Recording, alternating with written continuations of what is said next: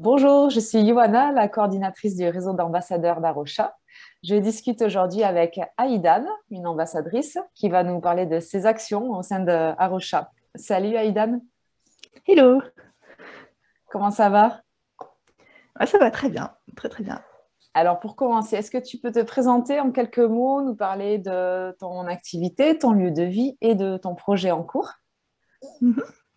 Alors oui, donc moi c'est Aïdan, donc moi j'habite en région parisienne là ces dernières années pour mes études. Donc je suis une étudiante dans une école d'ingénieur agronome, donc tout ce qui est agriculture, préservation de l'environnement. Normalement je finis mon master l'année prochaine et actuellement je suis en césure. Donc j'ai pris une année pour changer un petit peu les idées, pour essayer de découvrir un petit peu plus ce qui m'intéresse. Et donc après un premier stage, là, le projet en cours, c'est que je vais au Honduras. Donc je fais encore le deuil de l'avion que j'ai pris pour venir à l'autre bout de la planète. Mais c'est pour rejoindre une association, enfin une ONG plutôt, qui s'appelle une association pour une société plus juste. Et donc voilà, j'ai très hâte pour ça. Ok. Est-ce que tu peux nous parler de ton parcours écologique? Alors oui, bien sûr.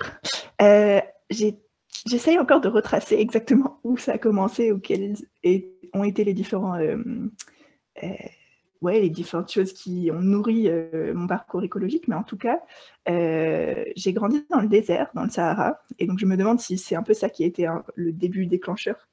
euh, D'avoir du sable tout le temps partout et le désert. Et donc, quand je revenais en Europe ou aux États-Unis, il y avait de la verdure et je trouvais ça trop beau. Donc, je pense que ça a ancré assez tôt une sensation de beauté devant tout ce qui est vert, donc les arbres surtout. Euh, Après, du coup, j'ai grandi mon collège et lycée à Marseille. Et là, je pense qu'il y a eu une grosse influence d'une très bonne amie au collège, qui, elle, était gaga des droits des animaux. Elle regardait beaucoup de reportages sur les milieux naturels. Donc je pense que ça m'a quand même pas mal influencée dans des convictions environnementales assez fortes. Et je pense que, mine de rien, il y a aussi l'école. En cours, quand on voyait je me rappelle en géographie, on voyait le développement durable. En SVT, on parlait de l'agriculture et des problèmes de l'agriculture intensifiée. Et donc ça, je pense que c'est petit à petit, ça m'a quand même construit quelque chose où j'avais une conviction assez jeune, enfin au collège-lycée, que oui, il y avait un Mhm. problème et qu'il y avait des solutions assez simples et je ne comprenais pas pourquoi personne ne semblait plus bouger. Donc moi, quand je m'en suis rendu compte, petit à petit, j'ai convaincu mes parents de faire du compost, Oui. ou j'ai essayé de lancer des projets dans mon lycée. Et en fait, personne ne bougeait vraiment et je ne comprenais pas trop pourquoi. J'étais en mode, bah, il y a un problème, il y a des solutions.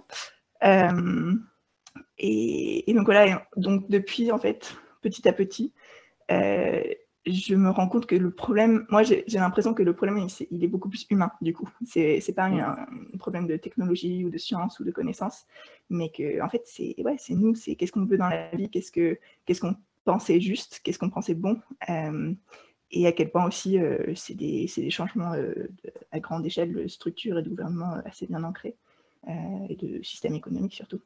Donc ouais, et ça c'était une citation un conseiller de Barack Obama en 2013 qui m'avait beaucoup marqué. Donc je ne sais pas si j'avais formulé l'idée avant ou si c'est. Enfin, je pense que ça a quand même bien nourri. Mais où il disait que oui, pour lui, il pensait que les problèmes environnementaux, c'était juste la perte de la biodiversité, l'effondrement des écosystèmes, tout ça, et qu'en 30 ans de bonne science, on arriverait à tout résoudre. Mais en fait, non. Et il dit les principaux problèmes environnementaux sont l'égoïsme, la Mhm. cupidité et l'apathie. Et pour y faire face, nous avons besoin d'une transformation spirituelle et culturelle. Donc lui, c'est ce qu'il Mhm. dit. Et nous, scientifiques, nous ne savons pas comment faire.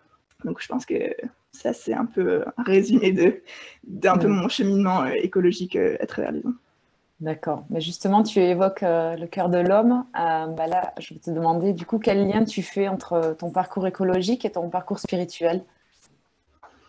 Ouais, bah c'est beaucoup ça. Je pense que, comme je disais, un peu bizarrement, c'était assez logique dans ma tête qu'il y avait un problème environnemental et que chacun pouvait faire quelque chose. Euh, Ça découlait assez facilement dans ma foi aussi, du fait que bah, ouais, c'était la terre de Dieu. Et que comme c'est une question plus de, ouais, de la façon qu'on consomme, la façon qu'on aime notre prochain, Ça me paraissait assez naturel dans ma foi, mais je me suis jamais trop posé vraiment la question. Jusqu'à ce que je lise, du coup, ça c'était dans ma deuxième année de prépa, en 2019, 2019, j'ai lu un livre qui s'appelle La conspiration de la graine de moutarde en anglais, d'un auteur qui s'appelle Tom Sine. Et je ne l'ai jamais retrouvé en français, je suis trop deg. J'en parle beaucoup et je veux que les gens le lisent, mais je ne pense pas que ça a été traduit. En fait, c'est un livre des années 80. Et ça, je ne le savais pas en commençant. Donc, le gars, il fait toute une description des problèmes environnementaux et tout. Et moi, j'étais en mode, bah ouais, bon, c'est bon, j'ai compris, je sais que c'est un problème. Et en fait, j'ai vu que c'était écrit dans les années 80. Et c'était la première fois que je me rendais compte que c'est un problème qui date depuis très longtemps. Et donc ça m'a bien déprimée. Mais à part ça, en fait, ce livre, il m'a beaucoup impactée, je pense, parce qu'il faisait le lien direct entre la crise écologique, environnementale et notre foi. Donc c'était un chrétien historien qui parlait du fait qu'en fait, l'Église, souvent, elle réagit aux soucis du monde. Donc par exemple, s'il y a des famines ou des catastrophes naturelles ou des choses comme ça, après, elle se mobilise, elle essaye de s'organiser pour accueillir des réfugiés, pour répondre à certains soucis. Et en fait, il disait que on n'a pas besoin d'être devin ni prophète pour un peu essayer d'être un peu plus proactif, de regarder un peu quels sont les problèmes du futur ou de demain, et comment est-ce que l'Église peut déjà se mobiliser pour être prête et être là pour les gens quand ça arrive. Et donc pour lui, dans les années 80, c'était clairement un problème environnemental qui allait être le prédominant. Et donc, il montrait clairement que tout ce système économique où on se dit que c'est la fête, c'est les ressources à l'infini, ben, en fait, c'est plus vrai. Les ressources sont finies et la fête est finie. Il le répète souvent dans son livre. Et il disait que pour nous, en tant que chrétiens, c'est vraiment une question de justice sociale. Le fait que historiquement et aussi actuellement, la plupart de notre confort dans les pays occidentaux, il est construit sur le dos de nos voisins dans les pays du Sud, trop souvent.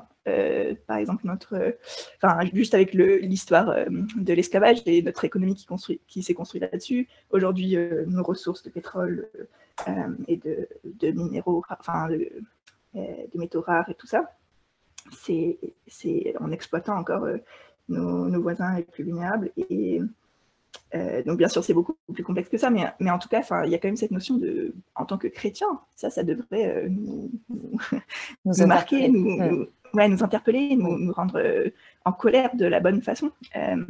Et puis en plus ce livre du coup il est hyper rafraîchissant parce que tout le long aussi il parle du fait que quand on est chrétien, on sait qu'il y a le royaume de Dieu qui vient, et ce royaume il est beau, il est juste et joyeux, et que du coup cette joie elle devrait imprégner toute notre vie, et qu'en fait en tant que chrétien on est les premiers à pouvoir avoir une vie simple et sobre, mais hyper créative, hyper joyeuse, hyper tournée vers l'autre. Et donc il donne plein d'exemples tout le long de familles chrétiennes familles chrétiennes, ou même des individus qui choisissent de travailler moins pour avoir du temps en plus pour consacrer dans des jardins partagés ou pour aimer leurs voisins réfugiés, ou tout plein de choses. Et c'était trop... il m'a beaucoup marqué ce livre, et je pense que c'était un peu le plus gros point où je me suis rendu compte que, en tant que chrétienne, c'était vraiment des sujets qui pouvaient avoir beaucoup, beaucoup de sens, et qui sont même presque au cœur, moi je dirais, de nos convictions en tant que chrétiens. Voilà. Ok, merci pour ce témoignage, c'était vraiment très encourageant. Justement, on va parler d'Arocha France, association chrétienne. Alors, comment tu as connu Arocha? Oui, c'était un petit cheminement. J'en ai entendu parler pour la première fois. C'était une stagiaire de mon père qui était venue passer une année à Marseille avec nous, que j'admirais beaucoup. Et elle m'avait dit « Ah, j'ai vu qu'il y avait cette association qui s'appelle Arocha, et elle existe aussi au Canada, parce qu'elle était canadienne. » Elle m'a dit « Aidan, je pense que ça pourrait beaucoup t'intéresser, parce qu'elle était là pendant mon année de terminale où je me posais 1000 questions sur mon parcours. Et que je savais que c'était plutôt l'environnement qui me bottait, et qui en plus, à ma grande joie, réunissait toutes les disciplines qui m'intéressaient, donc la science, l'histoire, la sociologie.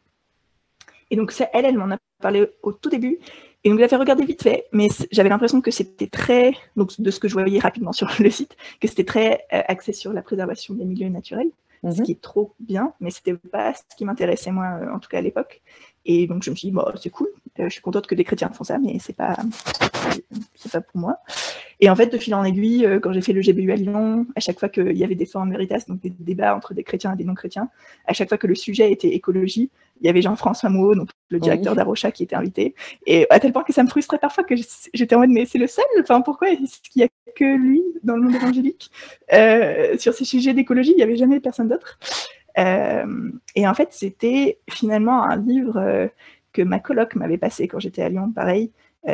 Donc un livre de Dave Bookless de Arocha sur qui s'appelle en français Un Dieu zéro déchet. Et ça j'ai trop aimé, c'était son parcours un peu de vie et qu'est-ce qu'ils ont fait avec Arocha. Et je me suis dit, ok, en fait, cette ONG, elle est vraiment très, très, très chouette. Et je veux en savoir plus. Et donc, c'est comme ça que j'ai contacté Arocha et qu'on m'a parlé du réseau ambassadeur et que voilà, que j'ai finalement retrouvé beaucoup ce que je voulais et ce qui je trouvais important. Donc, voilà. Alors, oui, tu parles du réseau ambassadeur. Qu'est-ce qui t'a attiré au juste dans ce réseau ambassadeur?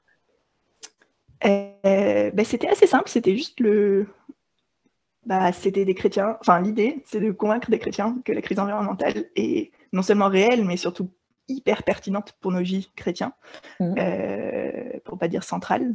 Et donc, pour moi, c'était bon, je signe où? C'est exact. Enfin, moi, ça m'intéresse beaucoup et je veux que mes frères et sœurs chrétiens soient aussi conscients de ça et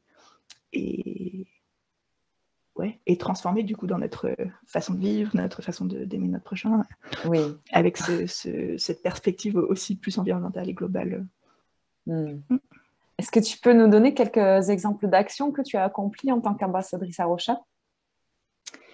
Ouais, ça a commencé en tenant un stand GBU, un stand Arocha pendant un week-end du GBU, donc la rencontre nationale des GBU.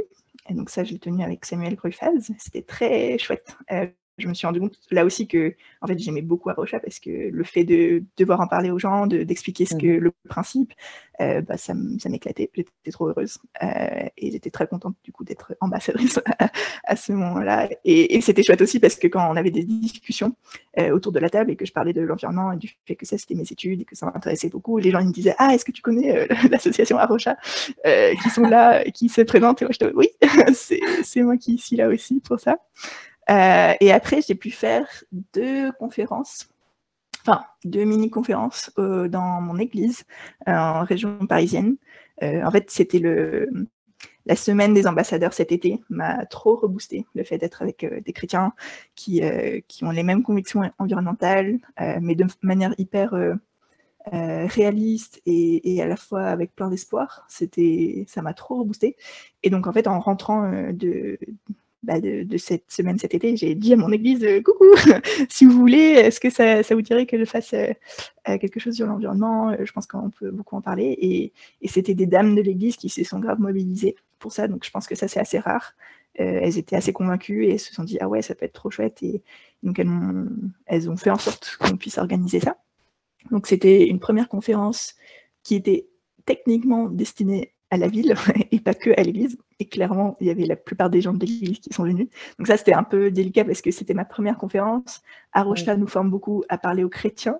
Et donc là, je savais que je parlais majoritairement aux chrétiens, mais qu'il y avait quand même des non-chrétiens dans la salle. Oui. Et donc, c'était un petit peu dur de naviguer entre les deux. Donc à la fois, je voulais porter un message précis pour les chrétiens, qui est un peu différent de ce que je dirais à des personnes qui ne croient pas encore en Jésus. Donc voilà, mais c'était une trop bonne première expérience où les outils qui sont mis à disposition aux ambassadeurs Arocha m'ont pas mal aidé. Des petites idées de diapos,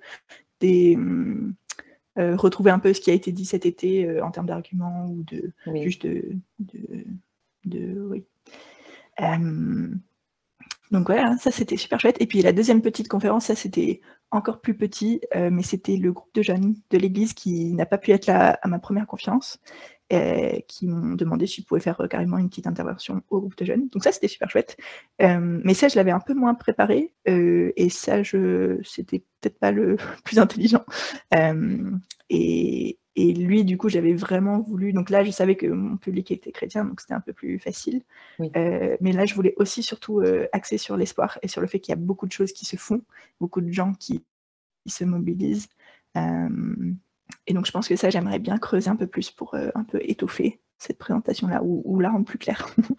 Donc, en tout cas, voilà, ça, c'était un peu les 3 petites choses que j'ai pu faire jusqu'à présent. Ah oui, et il y a aussi, avec le réseau environnement GBU, on est en train de, et conjointement avec Arusha, on est en train d'organiser petit à petit une petite série de webinars qui s'appelle, donc le titre de la série, c'est « Les ours polaires meurent, Dieu, où es-tu ?» Donc un peu où on essaie d'adresser cette question de l'écologie et ses paradoxes d'un point de vue chrétien aussi. Donc ça, c'est assez chouette. J'essaie de mettre ma main à la pâte un petit peu pour aider avec ça. Et super intéressant aussi. On a justement interviewé Samuel le mois dernier sur ce sujet-là. Ouais. C'est vraiment très intéressant. Ouais, c'est lui le moteur principal. Oui. Alors du coup, maintenant, tu es un peu dans un tournant de ta vie. Tu t'apprêtes à arriver en Honduras pour un nouveau projet. Comment tu relis ce nouveau projet avec ton rôle d'ambassadrice à Arusha? C'est une très bonne question. Je pense que la question principale que je me pose ou que j'aimerais me poser pendant cette année de césure, c'est comment est-ce qu'on aide les gens à bouger comment est-ce qu'on leur donne non seulement l'envie, mais aussi les moyens de faire les choses qu'ils pensent qu'il faut qu'ils fassent, tout simplement. Donc, principalement dans le domaine de l'environnement, parce que ça urge, vraiment. Et que, comme je disais, j'ai l'impression que le problème, il est vraiment humain et j'arrive pas à... Même pour moi, dans ma vie, je me rends compte qu'il y a plein de non-sens et plein de façons où je préfère juste rester un peu dans mon petit confort, de pas trop pousser. Alors que j'ai 22 ans et que je suis en plein dans mes études et que ça serait normalement le moment où je pourrais faire 1000 trucs. Un peu plus militant peut-être, enfin je sais pas. Mais en tout cas, c'est vraiment cette question-là qui m'anime et donc j'avais du mal à essayer de trouver quoi faire pendant cette césure pour mieux apprendre ça. Mais en tout cas, quand j'ai entendu parler de cette ONG, qui ont un impact assez fort au Honduras, donc qui est un pays assez pauvre et très violent aussi. Ils ont des taux d'homicide très élevés dans le monde, enfin reconnus dans le monde malheureusement pour ça. Et donc en fait, cette ONG, elle est implantée là-bas depuis une vingtaine d'années, peut-être plus.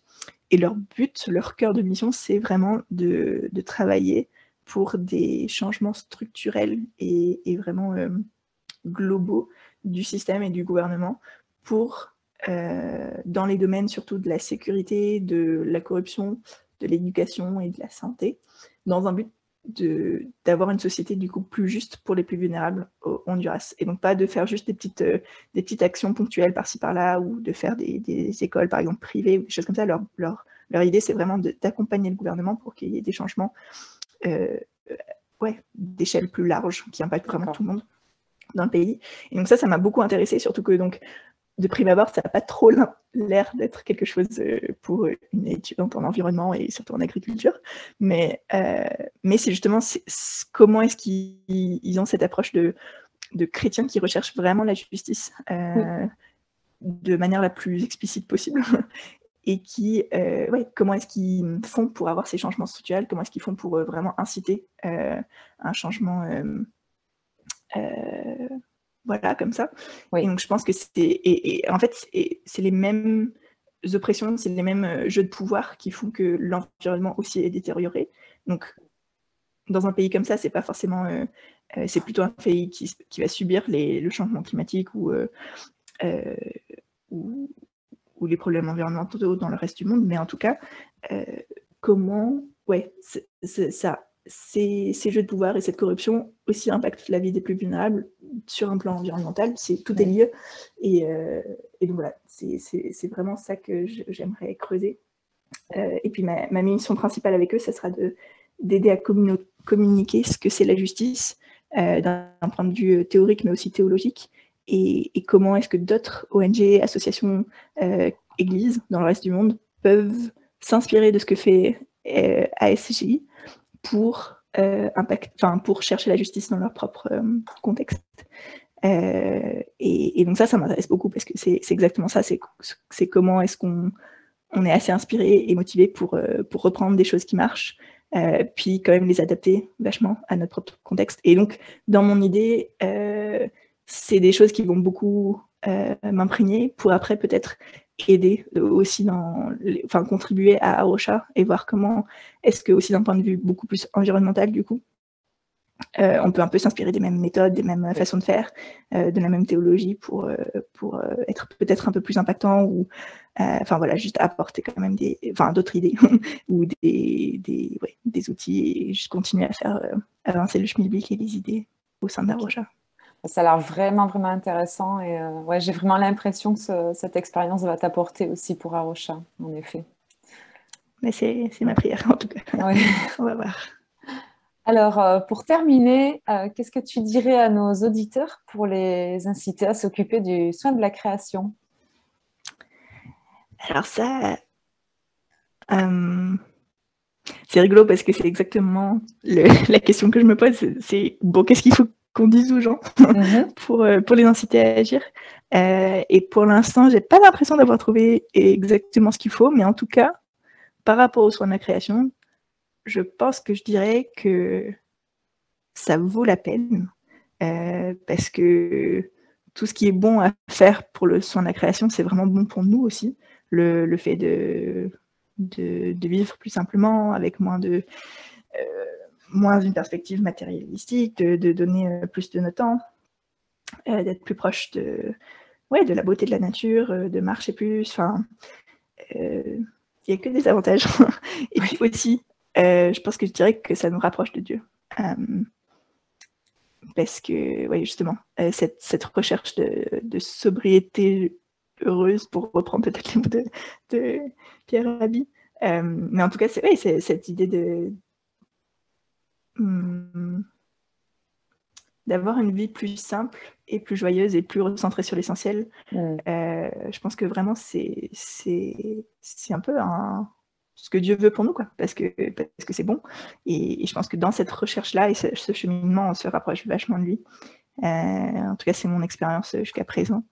Et donc voilà, si ça peut être un encouragement pour vous inciter à vous prendre soin de la création, c'est que ça vaut la peine et que ça vous rapprochera de notre Dieu. Et c'est encourageant. Merci beaucoup, Aïdane, pour ton témoignage.